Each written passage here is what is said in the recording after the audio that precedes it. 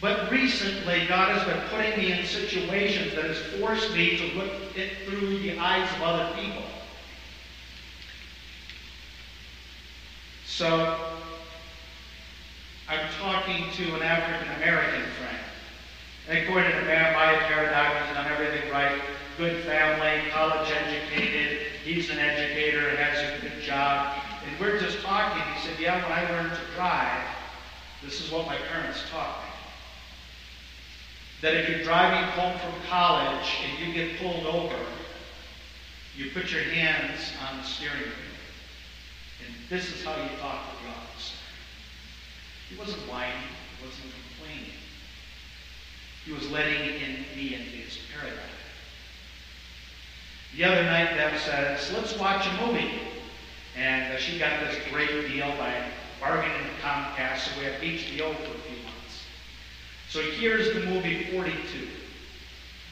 And it's about Jackie Robinson, the first African-American pro baseball player for the Brooklyn Dodgers. And I said, really? 42? That doesn't sound like it's got many missile launches in it or anything. And so we watched it. And I know Jackie Robinson. I love baseball, and he's a great baseball player. And one time a year, everybody wears 42 in honor of Jackie Robinson. It's like, really? I mean, at DiMaggio, there's a lot of good players that I watched the movie. And here is a white owner of the Brooklyn Dodgers. He says, I love baseball, but I hate what baseball has become with Negro League and then my league. So he says, I'm bringing an African-American player up. He's going to be Dodger. And the world exploded. And they picked the right guy because he had to be tough enough to take it. 5,000 people yelling the N-word at him while he stands at the plate. Getting ready to go to Philadelphia, and Philly said, we won't play him as long as he's coming. They would pull up to a hotel, and you're not coming in while that is here. Try to get gas in the bus, and nope, not while he's here. He had to be strong enough to take it. His wife had to be strong enough to take it. The owner had to be strong enough to take it, but not fight back. Jackie Robinson did that in my world. Went down and saw went to the theater. That was birthday, so went and saw Motown. Great. And it is about the creation of the Motown label, which is an African-American label for Diana Ross and Smokey Robinson and Marvin Gaye and all these great singers. And as we're watching this and we're enjoying the music, music's fantastic, and all of a sudden here is Barry Gordy, and he's trying to get records on the radio. And the station owners are saying, no, we're a white station, and that's black music. And Barry Gordy says, there isn't black music, white music, there's just music. And the guy says, yeah, there is. They're not playing it. So that comes in. That conversation, this movie, right in the middle of the night of this thing. And there'd be a time when we would say, oh no, we have to talk about all that stuff in the middle of the musical. And God says, Phil, yeah, we do. So there's that conversation, and then another conversation. And from my paradigm, people in my life would say there's all kinds of illegal immigrants. What they need to do is they need to leave the country, and they need to come back legally. And then, because my paradigm is law and order. Truth. So I'm having a conversation in the back with one of our Latino sisters and brothers. I'm talking to this guy, and I'm not sure if he's here legally or illegally. I'm pretty sure not legally. And he starts talking to me, and he says, you know why I'm here? That you tell me why I'm here. He says, I'm here for my kids. He says, I would die for my kids. I would die if I had to give them a better life. Really? I do that. I died for my kids and I died for my grandkids to get them a better life. And I'm thinking, well, then why don't you do it the right way? Then I met a young man, married a young woman from this church. And I've been working for 5 years to get him in here with me. 5 years. He's here, came in here on a green card. He got a job. He speaks excellent English. Takes care of his disabled father-in-law. Peach of a guy, doing everything right. He's been working for 5 years with an immigration lawyer. Family's got the money to pay for it. You know how much it costs for 5 years with an immigration lawyer? 5 years. And he's almost there.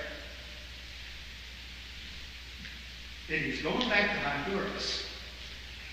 And then they're going to go like this. And if they go like this, he will never be in this country again. Wife's here, stepkids here, disabled fathers here. That's what's going on. And my world tilted. I said, Lord, what are you doing? What are you doing to me? I'm comfortable in my own paradigm. But the Lord just keeps shaking it up. This is the stuff we were talking about between 2 and 3 and 4 and 5 and 6 o'clock in the morning. So finally, I said, can I go to sleep now? And the Lord says, no, not done yet. Oh, you're a long ways from that. So finally, about 6 o'clock, slept till 6:45. Got up.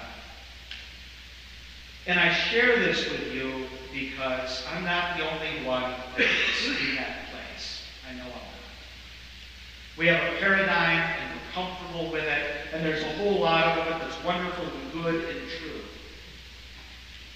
But in our country, there are people that are coming with different life experiences and different paradigms, and I need to listen to them. I do. I need to listen to them because our country is so badly divided. And if we don't work to bring this nation together, who's going to do it? We know the Congress isn't going to do it. We know that it's the Christians of the world that do the hard work and the disturbing work and the comfortable work of saying, I don't understand where you're coming from, but can we sit down and talk? And when God puts those in their life, we listen. So what do we do with this? The first thing we do is we refuse to live by fear. I refuse. In the few short years that I've got in this life, probably, I'm not going to live by fear. And you know, don't you? This is not a conspiracy theory. I'm not a conspiracy theory guy. I don't even believe in the conspiracy theories that are real conspiracies.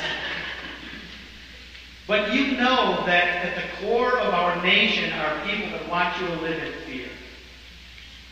They're Democrats, they're Republicans, they are people that are running infomercials. Oh, buy this cream. If you don't buy it, put it on, you'll be dead by morning. Yeah.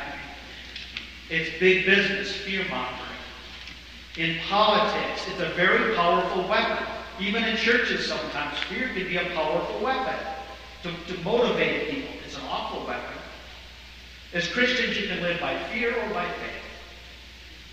And we say, I'm going to live by love and by faith. We refuse to give in to the fear of media. Is the lead in your pipes killing your child? Details at 6. Right? So we make a decision together. Jesus says, I'm not going to drive you by fear, I'm going to invite you by faith. And I invite you to be a community that is not afraid to engage people that are different than you are, to listen to ideas different than you. Doesn't mean that we're so open-minded that the wind whistles through our ears. We're people of ideas and convictions and faith. We are. But we got to be the peacemakers. We got to be people that are willing to bring folks together. Paradigms. We'll talk more about that down the hall. So we refuse to live by fear. We recognize it when people are trying to frighten us, and we can We can bring the facts from the fiction. And we are people that are being willing to be peacemakers in this world. Why am I sharing all this with you? Well, between 2 and 6 o'clock, the Lord laid it on my heart. I don't know if I got it all right, but I believe that I'm not the only one in the room that's struggling with this. Between Fox News and CNN, and the voice that wakes me up in the morning with the news, it's a terribly uncomfortable place to live. But I invite us as a community to say, how can we do it better?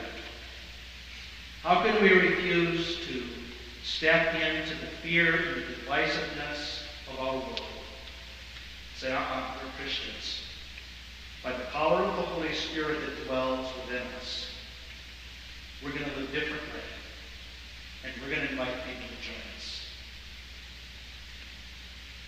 That's the message.